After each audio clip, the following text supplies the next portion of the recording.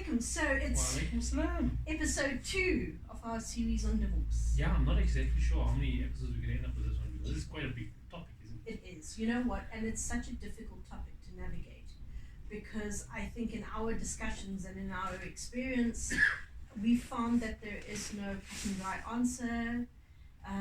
But that's the important part, right? Yeah. Is that we're always looking for quick answers to massive problems, and then we find the easiest answer, the one that we can connect with the most, which is maybe we should just go our separate ways and accept that we're not compatible.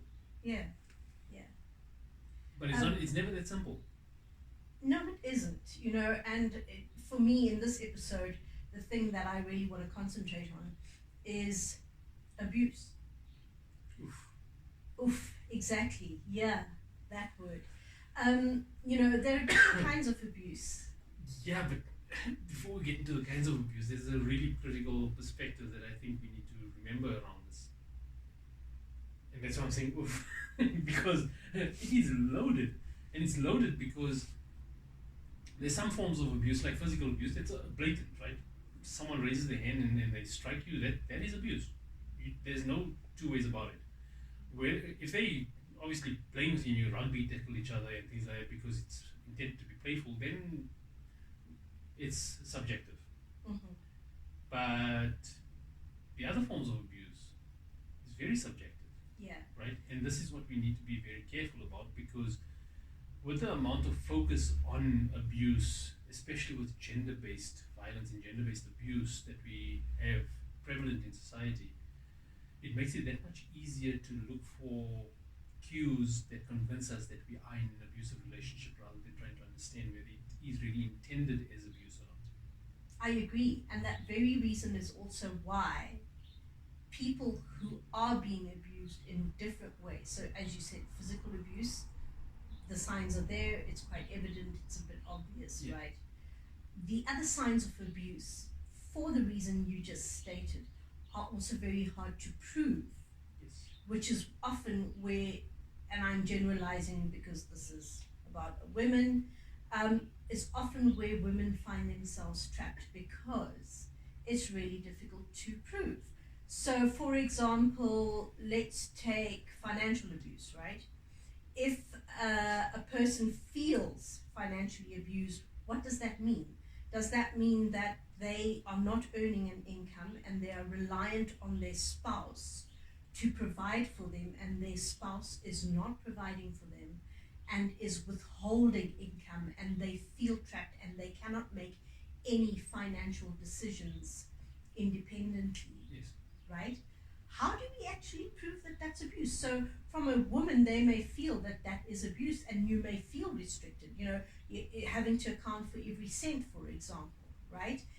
And for me, I would say that that's abuse. But did a understanding happen before the marriage to define what is the financial situation going to be like?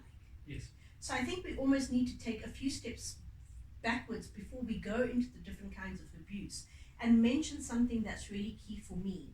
And that is a conversation of understanding that needs to happen before a marriage. Yes. And I think we take this very lightly. I know that Islam alludes to the fact that you need to have this agreement in place in some way, whether it's a conversation or contract, or whatever you want to call it, right?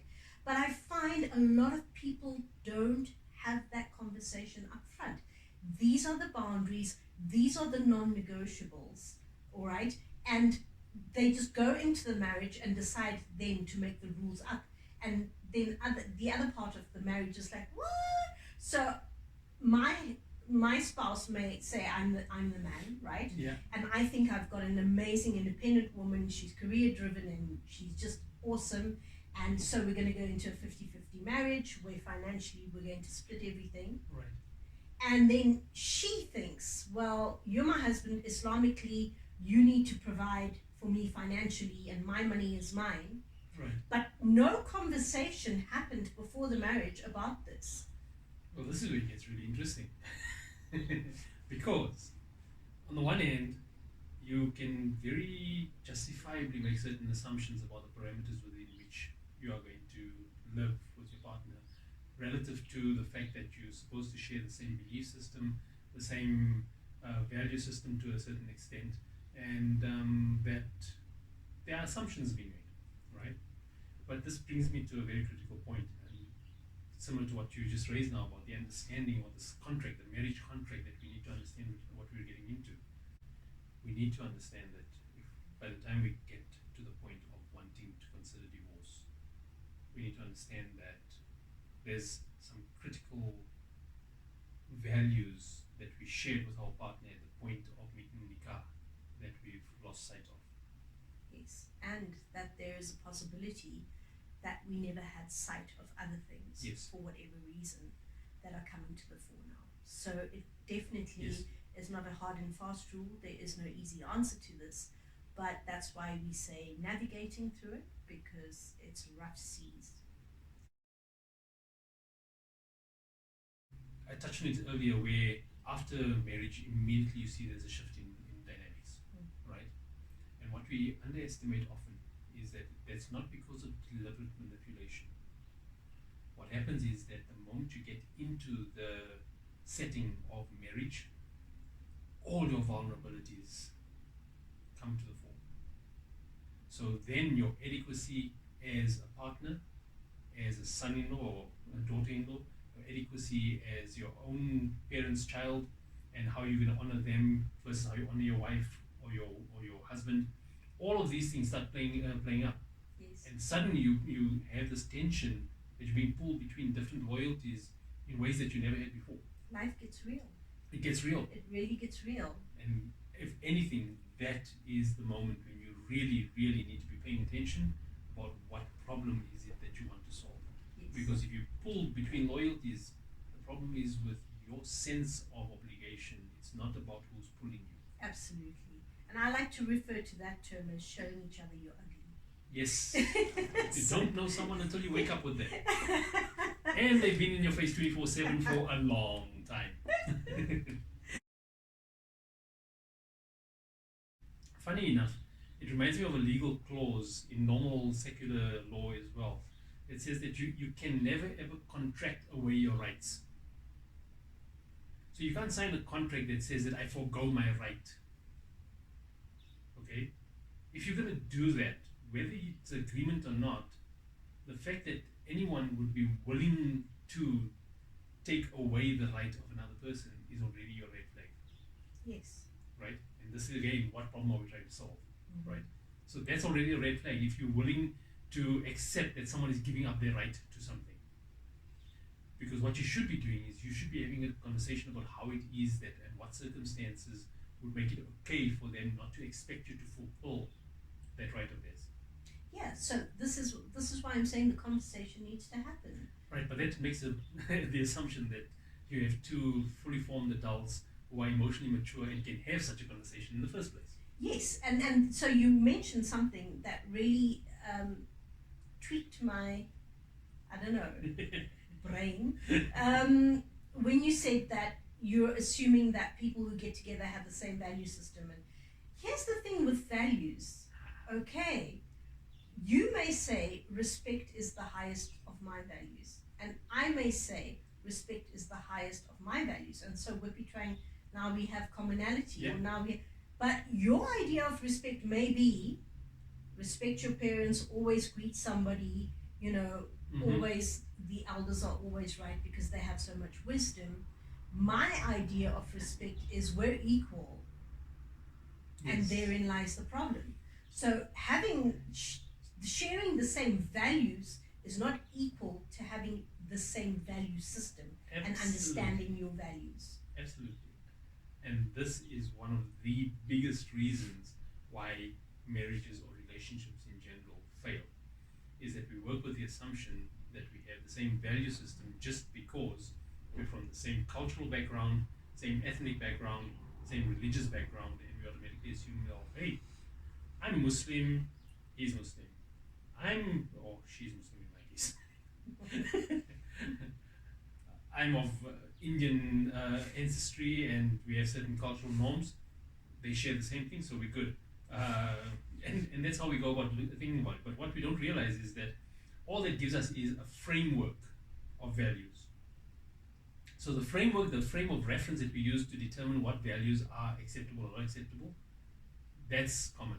But like you said, the priority we place on different values and how we go about honoring those priorities or those values, that is as unique as anything between two different individuals. You can have two people.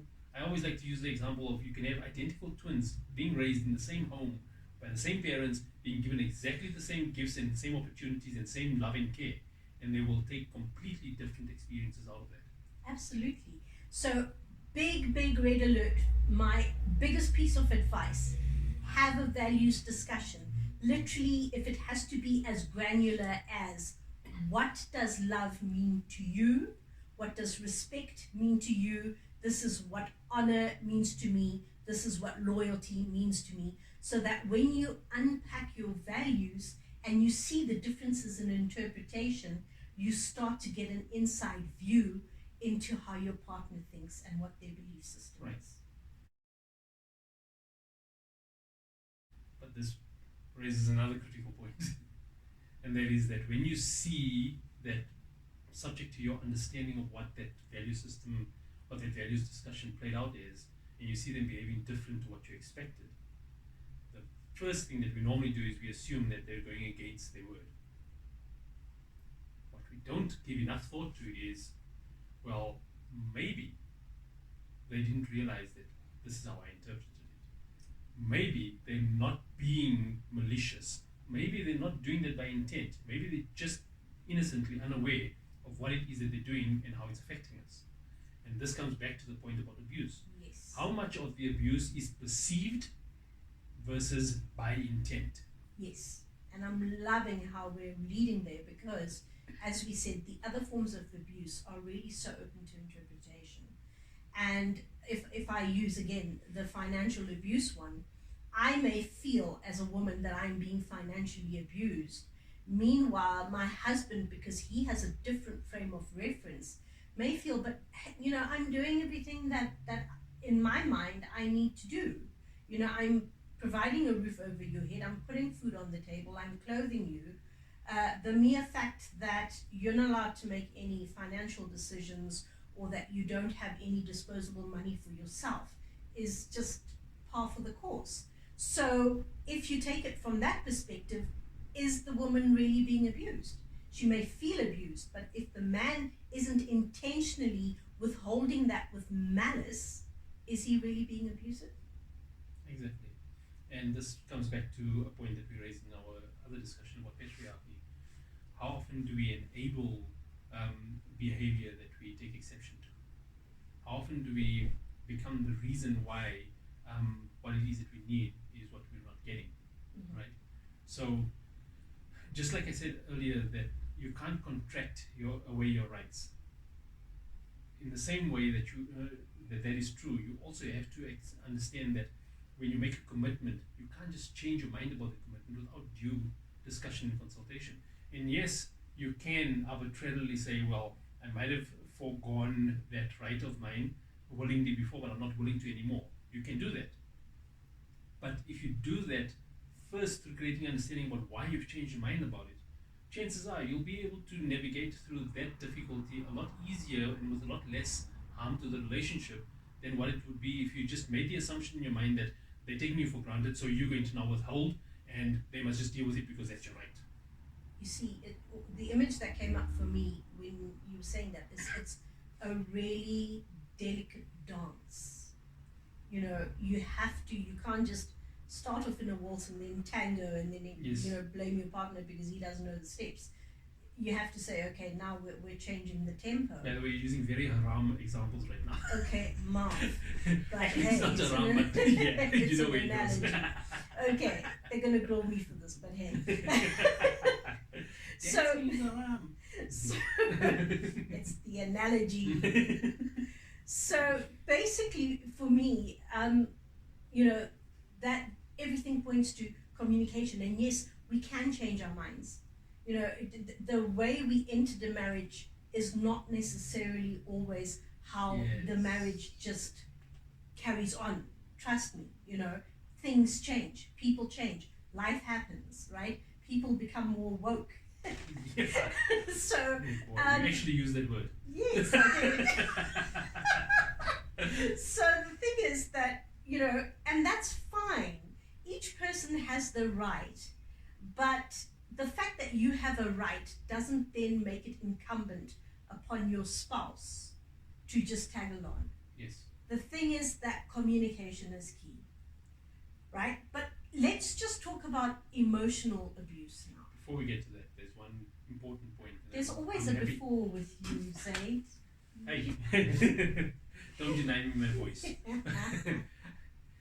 And this is something I'm happy to see is coming up more and more often in dialogue online. Mm-hmm. Is that with every right, there is a responsibility. Yes. So before you are quick to claim your rights, make sure that you are fulfilling your responsibilities, which is in honor of the rights that your partner has over you. Mm-hmm. All right, it's not just a take. It's about a give and take. So give us examples. So you can't claim to. You'd ask me for an example now. Yeah. If I claim a right as a man in a relationship, for example, to say that it is my right to. Oh, here's one. You're gonna love this one. You can love this one because someone else on the group also wanted to have this discussion soon. There's always this thing about it's my right as the man to have intimacy with my wife whenever it is that I need it, provided she's not in a menstrual cycle and the usual constraints that are allowed, right? Yes, it's your right, but it's also her right to have it treated as more than just an object of fulfillment. Yes. So your responsibility in that case is that you must treat her in a way that makes her feel loved, feel affectionate, that makes her feel inclined towards intimacy, and all of those things. It's not just about I'm allowed to take. Yes. Right? So that's the rights and responsibilities balance. Exactly. And I love that example because it actually shows that there needs to be a level of understanding your rights in context. Yes. So often I've seen this happen even with people taking things out of the Quran and Hadith. They take one little sentence and then that becomes the canvas for which they paint the entire picture. And it's so out of context, and so emotional abuse, for example. Right? Let's talk about that. You just remind me of something that I always remember from the late Ahmed Didat, because he always reminds us that context is important, and especially when it comes to discussions of abuse, context is important. And the context is a combination of a number of things, right? And we talk about emotional abuse, we talk about financial abuse, verbal abuse, and there's so many other different forms of abuse that you can experience. But the context of it is relative to what do you perceive as abusive versus what is intended. What of your past experiences might you still be grappling with in the back of your mind that might resonate with their behavior right now that makes it seem as if it's as abusive as what you experienced before. So what's your trigger point, basically? It's also about whether you assume the worst of the intention, and by assuming the worst of the intention you interpret it incorrectly, right? Well, one of the things I always like to sense check when clients come to me with issues of abuse is I always say, so what have you done thus far? Because that then allows me insight into how that abuse is being experienced, perceived, and is actually being carried out, if at all. Yes. So if an answer, and this just maybe my invitation to everybody is sit and just reflect on it for yourself if you think or if you are in a situation of abuse, right? Is ask yourself, what have I done to eliminate this? And if your answer is, I made dua and I made sabr and I made all of those good things and nothing has changed, alhamdulillah, you've already started the process. Then what next? What physical actions have you taken to actually end that? How do you break the cycle? Yes. Have you had a conversation? Have you withdrawn from a conversation? Have you tried to bring to the awareness of your spouse that, this is how I'm perceiving it and this is how I'm experiencing it, and given them the chance to actually give you their part? Now, bearing in mind, again, physical abuse is a different story. Yes. Right? Because while my husband is knocking me for a six and giving me six blue eyes, I'm not going to be thinking, wow, maybe we should have a conversation, right? I'm going to be wanting to hightail it. I need to let you know why I find that abusive. No. No, get out, right? But the other forms of abuse, then just think for yourself, what have I tried? What steps have I taken? And if I have, and I've tried A, B, C, what more? And if there's nothing more, then say, okay, maybe this is an abusive situation. Yeah. Because I think, as communities, as society in general, we love to latch onto these words. Yes. And then, the word of the decade, I think, is going to be narcissist. People love that word. They love to just apply it to everything, Yes. But there could be tendencies. You could be having abusive behaviors in a time that doesn't make you an abuser. Yeah. But if it is a pattern and you have tried to break that pattern and there is no reprieve, then perhaps we can say this is an abusive relationship. Yes. And it could be an abusive relationship if the two partners are not both committed to the same long-term goals. Yes. There's another aspect that always comes up, and given that this is conversations with Muslim women, this is something that often happens, is that you reach a point of almost exasperation, of like absolute frustration, where you feel trapped because you don't have the right to talaq as a Muslim woman. You do. Well, with a whole lot of hoops and hurdles and things that you have to jump over before you can get someone to issue it on your behalf, right? But that's not really the point I'm keen to raise awareness about. This came up in discussion recently, where there was the level of antagonism had gotten to such a point that, quite understandably, or in some cases you could even say justifiably, the woman would then turn around and say, well, if you're not going to give me my talaq, you are oppressing me because you're keeping me in this a bad relationship, in this bad marriage, this abusive relationship, whatever the case is. And that aside, because we already agree, that's a separate issue that we need to deal with more diligence, right? But the issue of talaq and who can issue it, there was one very sobering thought that I think both men and women need to realize about it. And that is that we are told that if there is one word that shakes the arsh of Allah, the throne of Allah, it's the word of talaq. So my question is this: who would want to voluntarily accept the responsibility of shaking the arsh of Allah? Because that's what we're doing. And that's why talaq should be the last resort, not the answer to a difficult relationship. If you're having a difficult relationship, if you're having difficult dynamics in your relationship, if you're having contention with your in-laws or with your own family, all of these things, you need to resolve that problem. Getting divorced is not going to solve that problem, especially if you've got children. If you've got children, you might think, well, we want them to understand that they shouldn't have to stay in a bad relationship. Absolutely, there's merit in that. But you're also teaching them how not to find a way to resolve problems if exiting is an easier option. That is very profound. And I also want to just add that there are situations, right, where there is no other way, where as an independent, objective person staring at a marriage and looking at the level of abuse that is taking place, Yes. I would actually say run. Agreed.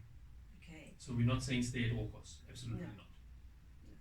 But we are saying that you need to be sure that when you get to that point where you're considering divorce or when you're demanding divorce, please just be sure you're doing it for the right reasons and that it's to solve the right problem.